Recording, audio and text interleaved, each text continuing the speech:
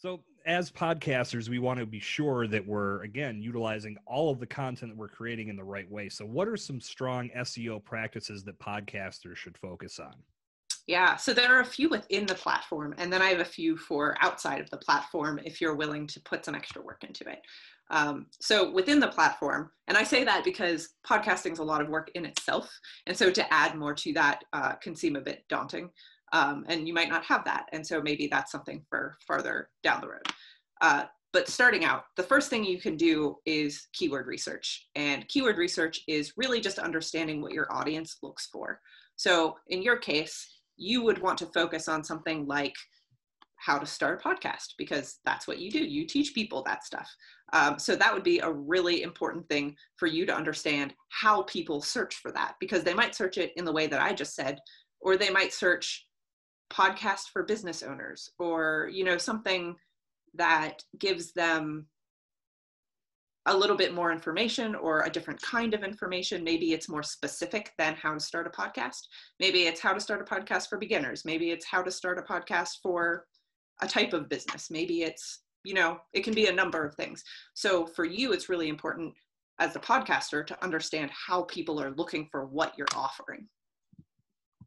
Well, you mentioned the keyword research, obviously. I really want to get into that because that's something that in the past, and not so much with podcasting, but more with doing Google ads. Mm-hmm. This was something that I studied and learned, and to some degree picked up some knowledge on it, but I feel like I still have a long ways to go. And then applying that to podcasting, and then videos that are going to be generated through Pod Theory that will be on my YouTube page. I want to make sure that I understand this and everybody else does as well. So let's talk about the keyword research a little bit deeper. Why is this such an important aspect of SEO, and what are some of the best practices podcasters can capitalize on in this area? Yeah, so why it's so important is Google, as smart as they are, they still use keywords to understand content of a page or transcripts from a podcast, something like that. And so when you search for something in Google, and this isn't just Google, it's all search engines. So Bing, Yahoo, whatever it is you use. Who still uses those, right? You know, there are people, and I'm not. It's there because people are using it, but still, you never hear it.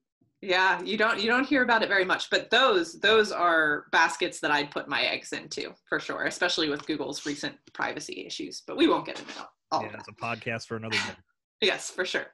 So, keyword research. So it's important because Google and other search engines use keywords to understand what a page is about. And not only that, but then to give it to you when you are searching for something in their search engine. So if you start to search for how to start a podcast, which you're not going to search for because you know this, ideally, the results that you would get would be relevant to that query, right? And Google and other search engines have an vested interest in making sure that you find the right thing, because they want to make sure you continue to use their search engine, and then they can serve you ads and make money. So for you to use a keyword that someone else is searching helps your content show up in those search results when they're looking. And that gives you more visibility. It gives you more traffic or more listens or more whatever it is that you're hoping for out of that. How do we do this research? What is the best way to make that happen? Great question. So there are a lot of tools that you can use, a lot of free tools. My favorite free tool is Ubersuggest, and I can send you a link for that. It's a keyword tool that basically, like, you search for something, anything within this tool. So let's say podcasts. So think high level, think broad, general term, more like a category. And it will give you this is a free tool, so it won't give you all, but it'll give you a lot of information about what people are searching for relating to podcasts. So some people might be searching for how to start a podcast. Other people might be searching for specific types of podcasts that they want to listen to. Other people might be looking for a very specific podcast. And so, like I said, that one's very general. And you want to look at search volume. So the search volume is the number of searches per month for that term. It's not the number of people searching. So I want to clarify that. Not the number of people searching, it's the number of searches. So the same person could search that keyword a million times if they wanted to.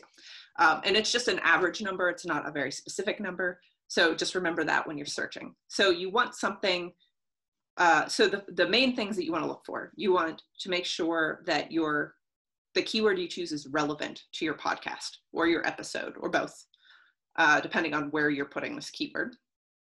And we'll talk about that in a little bit, where to put them. And then you want to look at, so search volume is first. You want to make sure that the search volume is highly searched. So you don't want something that's like hundreds of thousands of views, because that's a very general term. So like podcast is a general term, and it could be used to search for just about anything relating to a podcast. So you don't want to use that keyword.